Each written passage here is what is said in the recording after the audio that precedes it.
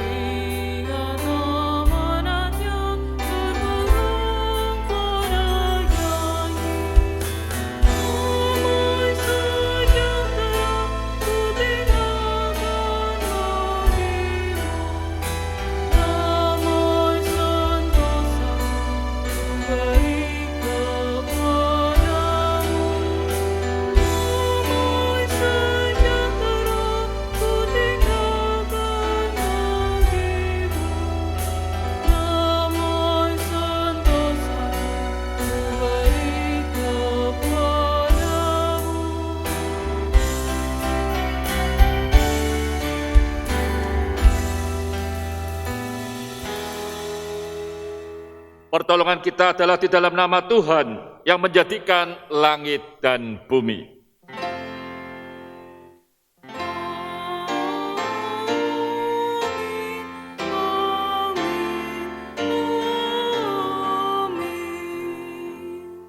Kasih karunia dan damai sejahtera dari Allah Bapa kita dan dari Tuhan Yesus Kristus menyertai saudara sekalian. Dan menyertai saudara juga.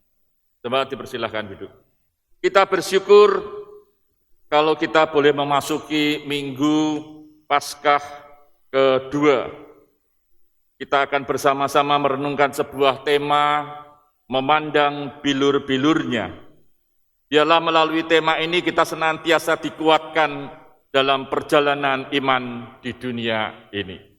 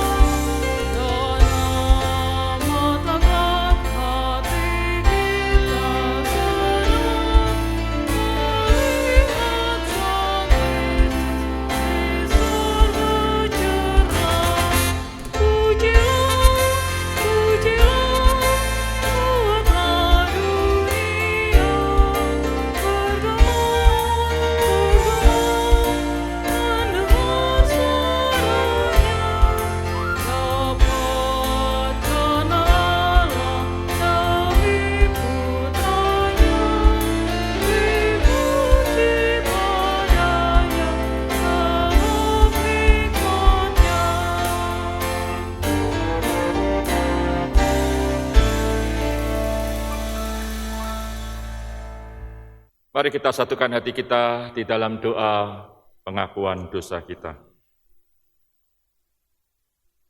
Tuhan, kami bersyukur kepadamu kalau kami dapat beribadah kepadamu. Ampunilah dosa-dosa yang sering kali kami mengandalkan kekuatan kami sendiri. Yang sering kali kami berjuang di dalam hidup ini dengan kekuatan kami. Ampuni kami kalau kami melupakan Engkau, ya Tuhan. Ampuni kami kalau kami sering melukai hati sesama kami. Demi Kristus Tuhan kami berdoa. Amin.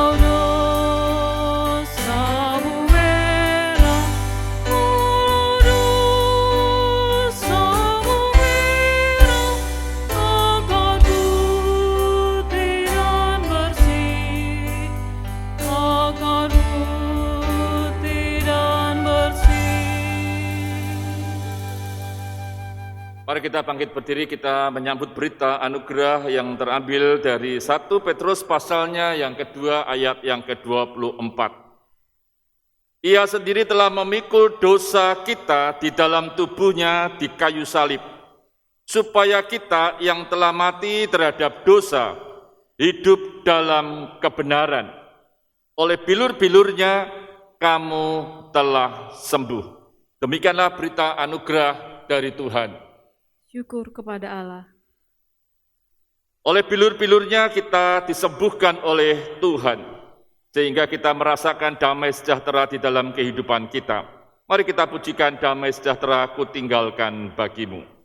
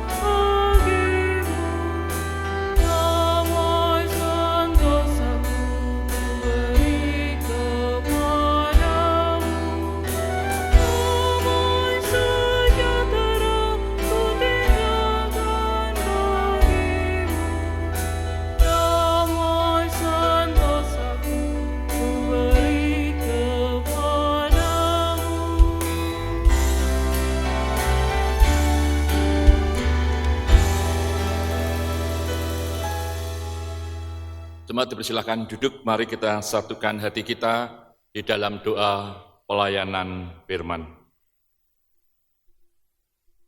Ya Tuhan, terima kasih untuk kesempatan kami semua untuk dapat membaca dan merenungkan kebenaran firman-Mu.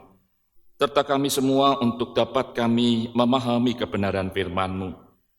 Biarlah Roh Kudus-Mu menolong kami semua untuk dapat melakukan firman-Mu dalam kehidupan ini.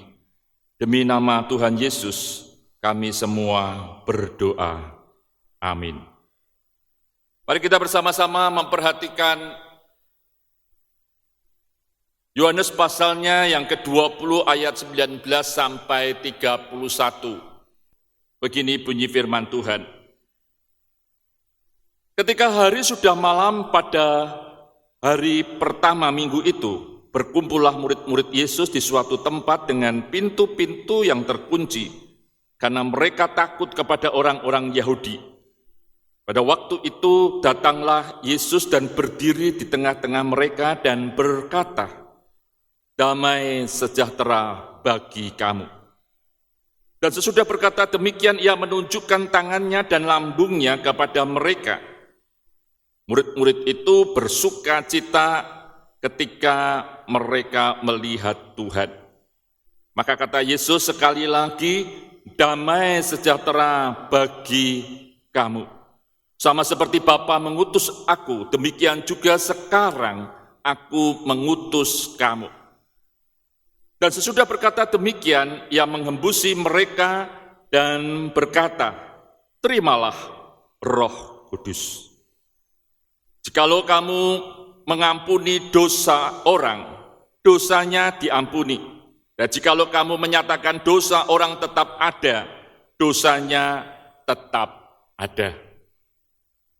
Tetapi Thomas, seorang dari ke-12 murid itu yang disebut Didimus, tidak ada bersama-sama mereka ketika Yesus datang ke situ.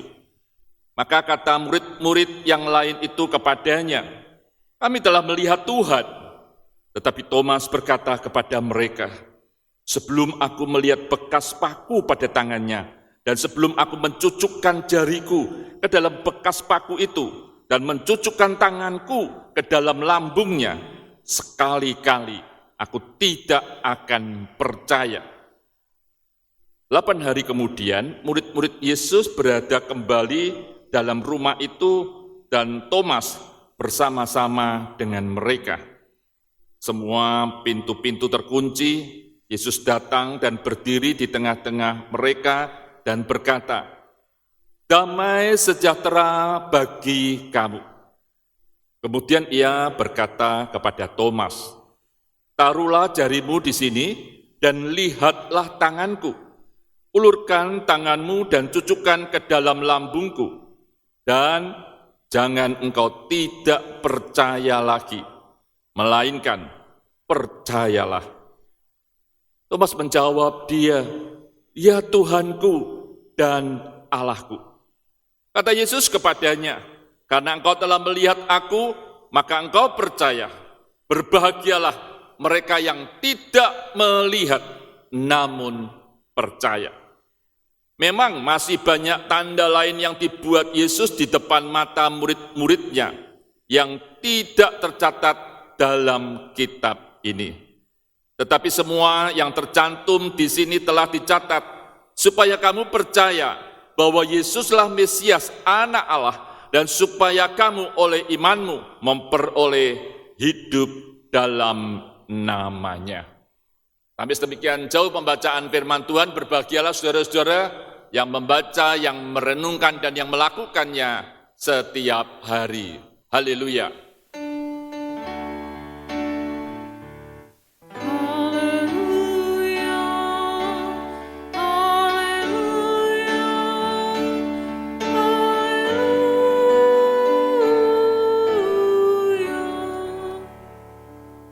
Saudara, tema kita hari ini memandang bilur-bilurnya. Saudara, pertanyaan saya, pernahkah Bapak, Ibu, serta saudara-saudara sekalian mengalami ketakutan? Ketakutan bukan berkaitan dengan mau naik kelas, ketakutan bukan berkaitan dengan lulus atau tidak lulus ujian, ketakutan bukan karena naik pangkat atau tidak naik pangkat, bukan. Tetapi ketakutan itu berkaitan dengan nyawa.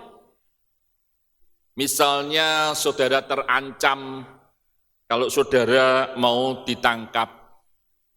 Misalnya saudara terancam kalau saudara mau dimasukkan di penjara. Misalnya saudara diancam kalau saudara mau dilaporkan oleh mereka ke pihak kepolisian. Dan situasinya tentunya akan mencekam bagi Bapak, Ibu, serta saudara-saudara sekalian. Saudara, saya membayangkan keadaan para murid pada waktu itu ketika mereka tahu bahwa Yesus gurunya mati di atas kayu salib dan mereka semua menganggap bahwa Yesus sebagai pemimpin dan tiba-tiba pemimpin mereka ditangkap dan akhirnya mati di atas kayu salib. Mereka semua menjadi bingung, mereka semua menjadi ketakutan. Karena pada saat yang sama, hal itu membuat orang-orang Yahudi yang benci dengan pengikut-pengikut Kristus, hal itulah yang membuat mereka punya semangat untuk menangkap pengikut-pengikut Kristus. Saudara, situasi yang sangat mencekam itu terjadi dan para murid jelas mengalami ketakutan yang luar biasa. Oleh sebab itu, saudara, kalau saudara membaca bacaan kita tadi, dikatakan mereka masuk ke dalam ruangan dan pintunya terkunci. Saudara, pintu terkunci jelas membuat mereka lebih merasa nyaman karena mereka berada di satu ruangan yang tidak bisa dibuka oleh sembarangan orang.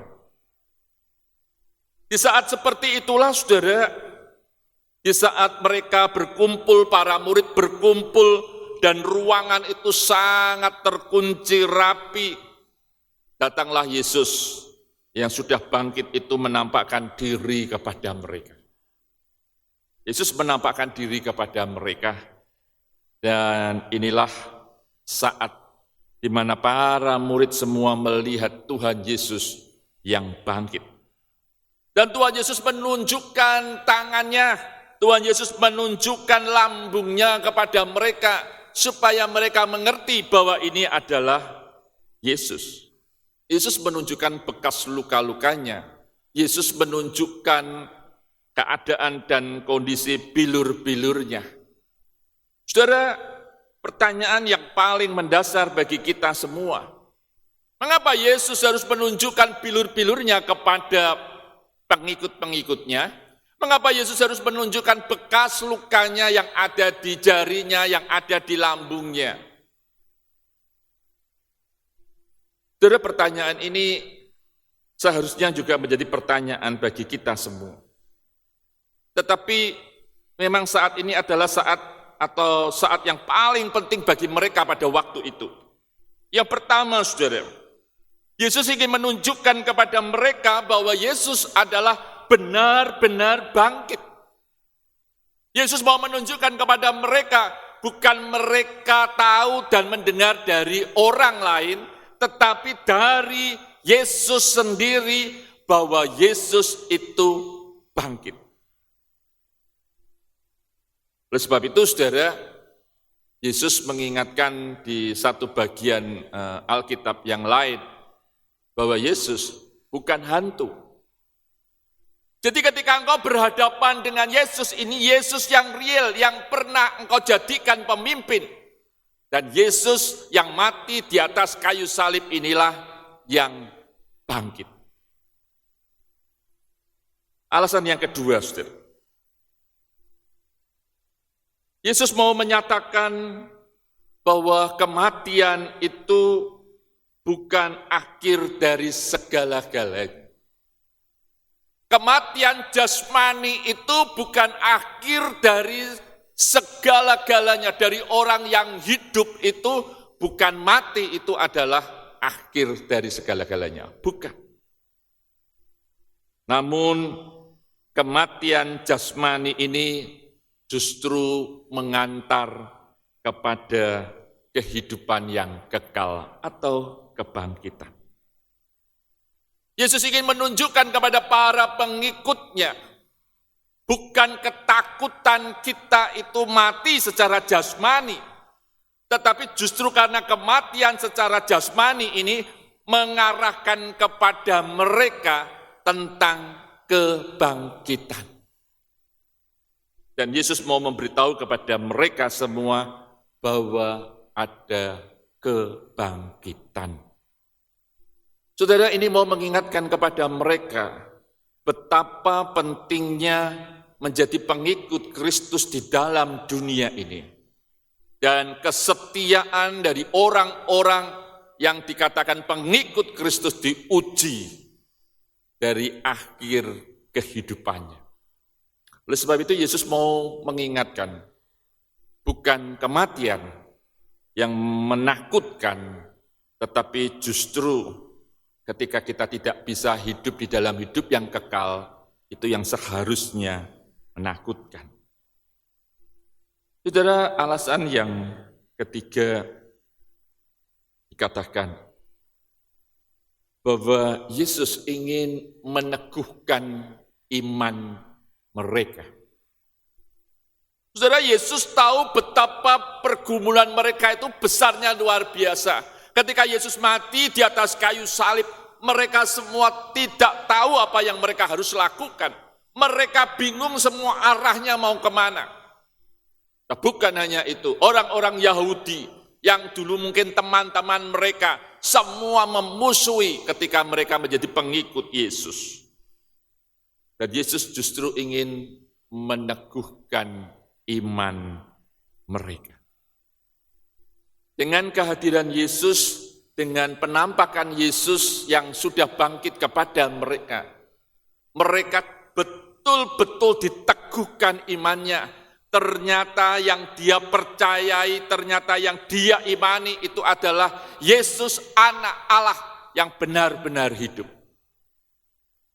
Saudara, inilah yang menurut saya pribadi membuat murid-murid itu punya semangat yang luar biasa setelah mereka menyaksikan sendiri Yesus yang bangkit. Dan saudara, yang perlu kita ketahui lagi, mengapa Yesus menunjukkan supaya mereka memandang bilur-bilurnya?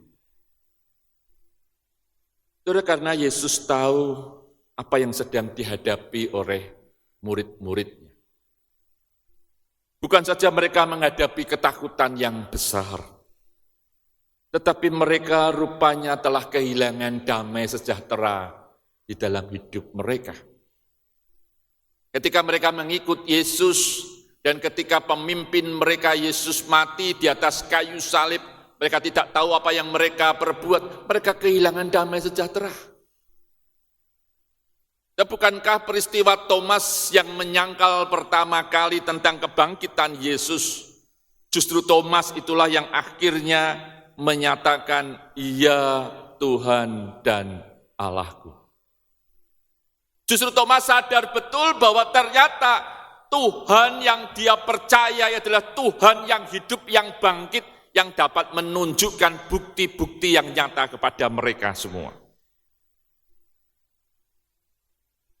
Saudara, Yesus tahu apa yang mereka alami.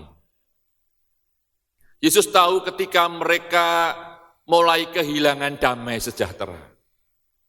Yesus tahu bahwa mereka ini betul-betul membutuhkan damai sejahtera yang Yesus berikan. Maka saudara perhatikan di dalam ayat 19 sampai 31, Yesus katakan damai sejahtera, damai sejahtera, damai sejahtera itu sampai 3 kali. Kenapa saudara? Karena ini penting bagi mereka, karena mereka sudah kehilangan damai sejahtera dan Yesus ingin kembalikan lagi damai sejahtera mereka. Dan itulah yang Yesus ingin berikan kepada mereka. Yesus mau ingatkan bahwa pergumulan para murid itu Yesus tahu betul. Bahkan Thomas yang tidak mau percaya awalnya pun Yesus juga tahu.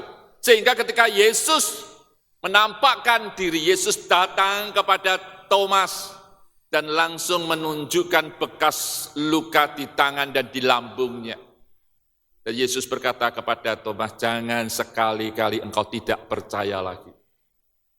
Dan Yesus berkata, berbahagialah orang yang tidak melihat tetapi percaya.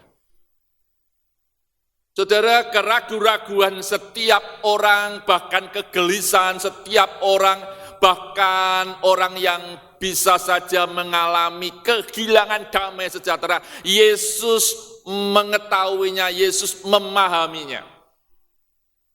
Dan Yesus tidak akan pernah membiarkan saudara dan saya hidup di dalam kebingungan yang terus-menerus, kekacauan hidup yang terus-menerus.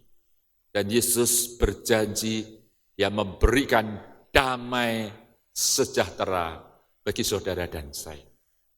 Saudara, biarlah ini menjadi hal mengingatkan kepada kita semua, bahwa memandang bilur-bilurnya itu membuat kita mengingat akan pengorbanan Kristus. Mengingat pengorbanan Kristus itu berarti kita sadar bahwa kita manusia yang berdosa ditebus oleh Kristus yang rela mati bagi kita semua. Tetapi tidak berhenti kepada kematian, namun dia bangkit dan dia justru menampakkan diri kepada para pengikutnya. Saudara, setelah itu pertanyaan kita, apa tujuan daripada Yesus menampakkan dirinya kepada murid-muridnya? Apa yang ingin Tuhan Yesus katakan kepada murid-muridnya dan apa yang ingin Tuhan Yesus berikan tugas kepada mereka? Saudara, ayat 21 akan saya bacakan. Maka kata Yesus, sekali lagi damai sejahtera bagi kamu, sama seperti Bapa mengutus aku, demikian juga sekarang aku mengutus kamu. Saudara, andai kata kita boleh berpikir sebentar tentang ayat 21. Sama seperti Bapa mengutus aku, demikian juga sekarang aku mengutus kamu. Mungkin para murid bisa berkata kepada Tuhan, Tuhan, bukankah saya ini masih takut?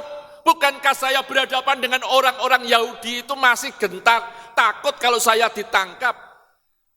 Baru saja engkau memberikan damai sejahtera, belum saja saya mengalami damai sejahtera itu.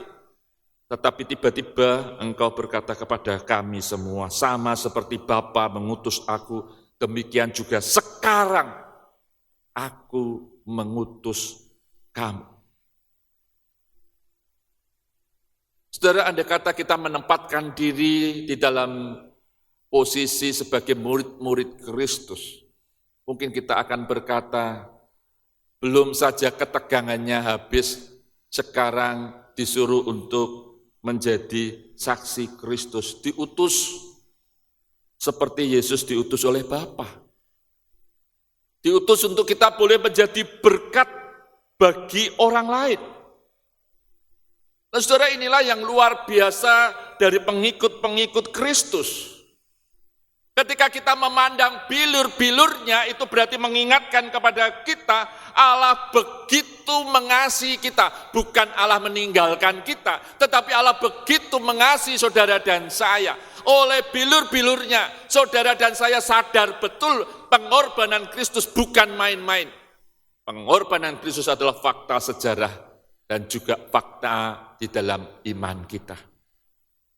Oleh sebab itu, saudara, Kristus tidak mengendaki saudara dan saya berhenti kepada pengenalan akan Dia, berhenti kepada kita memahami tentang pengorbanan Kristus yang mati di atas kayu salib, berhenti kepada kebangkitan Kristus, bukan itu.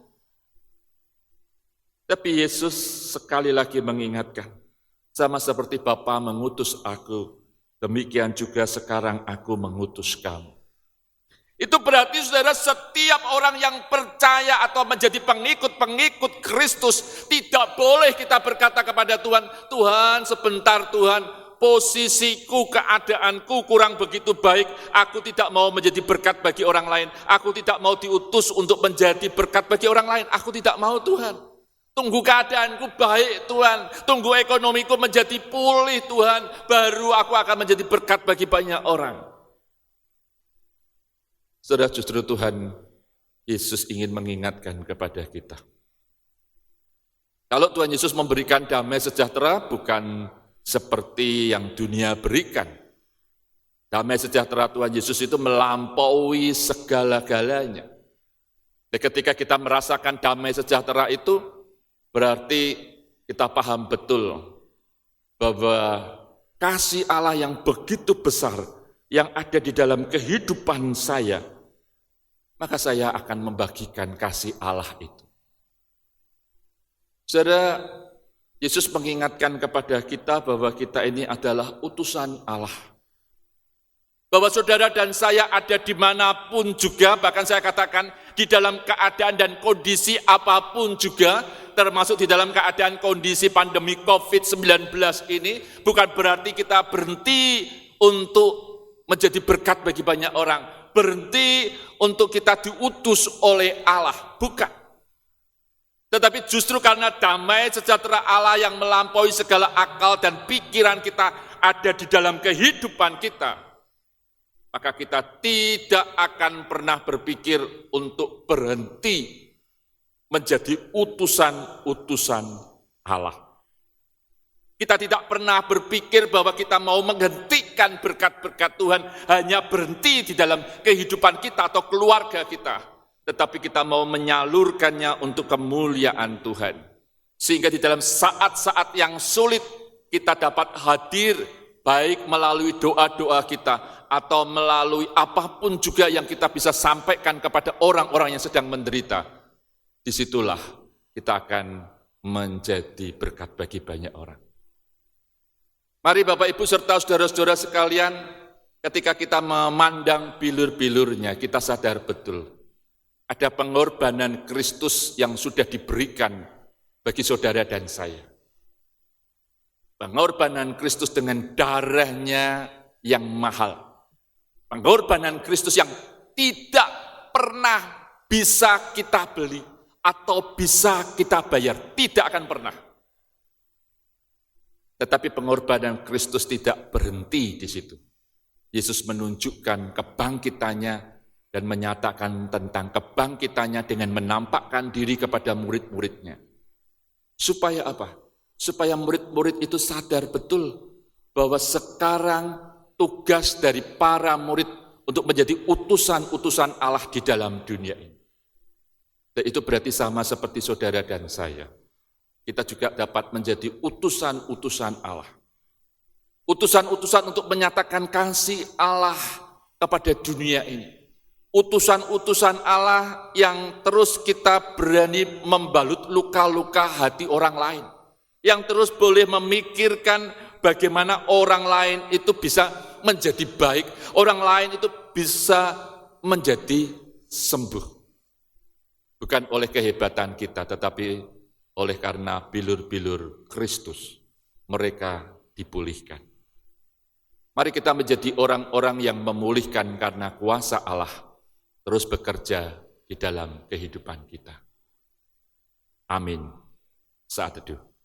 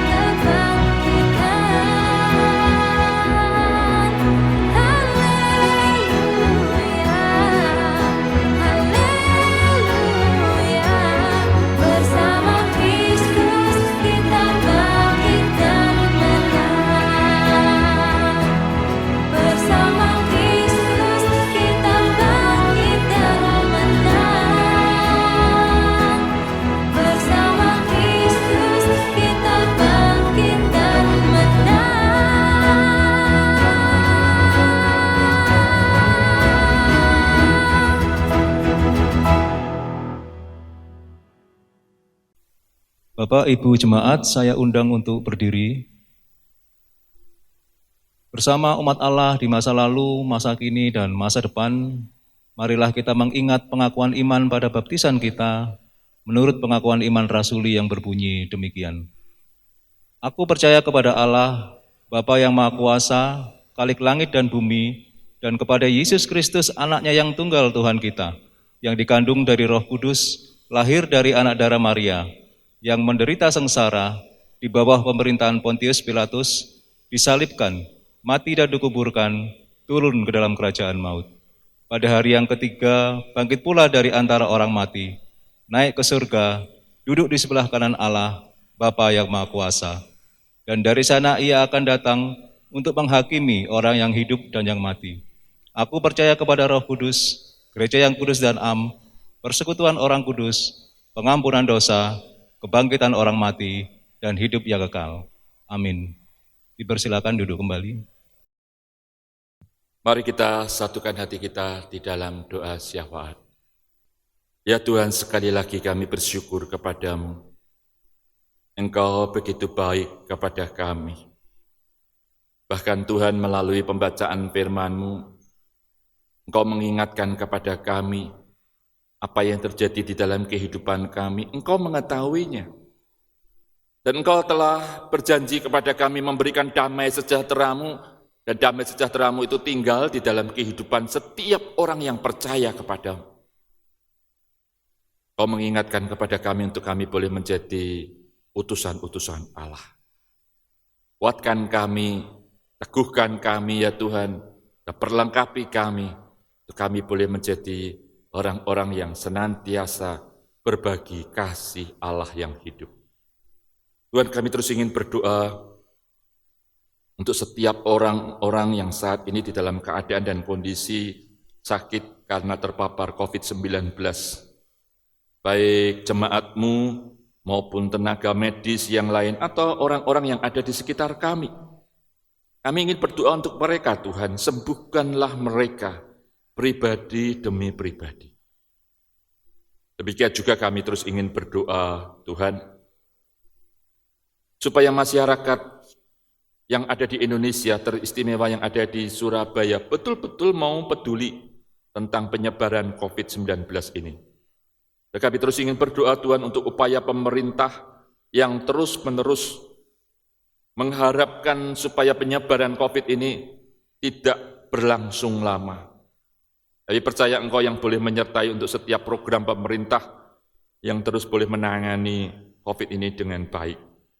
Demikian juga kami terus ingin berdoa, Tuhan, kiranya Engkau juga akan menyertai untuk gereja GKI Residen Sudirman. Kau sertai dan Kau berkati, Tuhan. Dan kami berdoa untuk setiap pelayanan-pelayanan online yang dilakukan. Mari Tuhan, Kau yang boleh menolong kami semua supaya kami dapat melakukannya dengan baik. Demikian juga kami terus ingin berdoa, kiranya Engkau sendiri yang terus akan mantapkan kami semua untuk setiap penatua, untuk setiap aktivis, untuk setiap orang yang melayani Tuhan. Biarlah Engkau juga akan sertai mereka dimanapun mereka berada, dan berkati keluarga demi keluarga.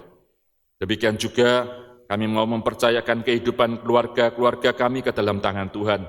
Tuhan sertai dan Tuhan berkati dimanapun kami berada.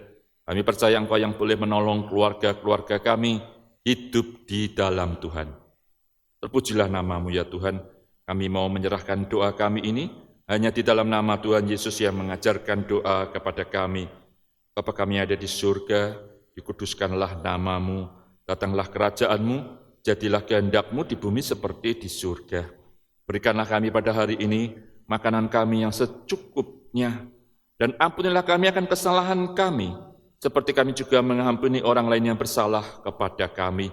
Dan janganlah membawa kami ke dalam pencobaan, tetapi lepaskanlah kami daripada yang jahat. Karena Engkaulah yang mempunyai kerajaan dan kuasa dan kemuliaan sampai selama-lamanya. Amin.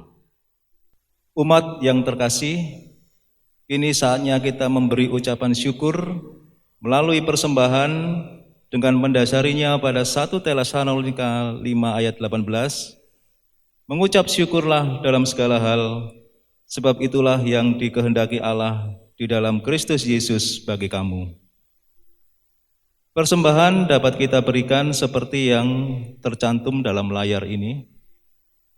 Marilah kita memberi persembahan kepada Tuhan dan memuliakan namanya dengan memuji NKP 183. Dulu ku mencari.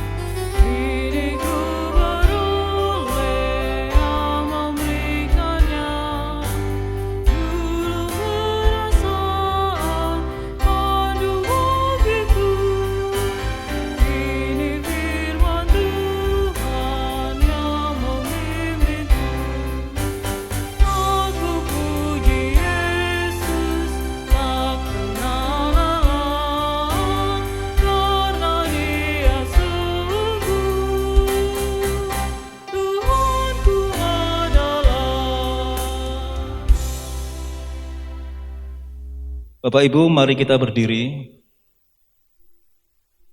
Mari kita berdoa untuk menyerahkan persembahan kita kepada Tuhan. Ya Tuhan, kami bersyukur untuk kesempatan ini kami bisa memberi apa yang telah Tuhan berikan dalam kehidupan kami. Berkati persembahan kami ya Tuhan, menjadi persembahan yang berkenan kepadamu dan dapat dipakai untuk memuliakan nama-Mu melalui gereja-Mu di tempat ini. Demi nama Tuhan Yesus kami berdoa. Amin. Marilah kita meneruskan ibadah kita dalam kehidupan kita sehari-hari dengan mengingat janji Tuhan yang tidak pernah meninggalkan kita. Kita pujikan janji yang manis.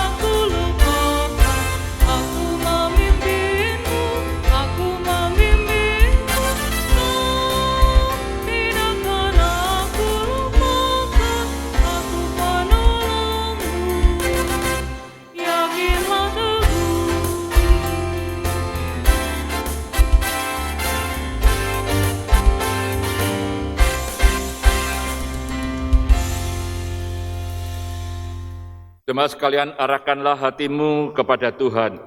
Kami mengarahkan hati kami kepada Tuhan. Jadilah saksi Kristus. Syukur kepada Allah, Terpujilah Tuhan. kini dan selamanya. Ini terimalah berkat-Nya. Tuhan memberkati engkau dan melindungi engkau. Tuhan menyinari engkau dengan wajah-Nya dan memberi engkau kasih karunia. Tuhan menghadapkan wajah-Nya kepadamu dan memberi engkau damai sejahtera. Amin.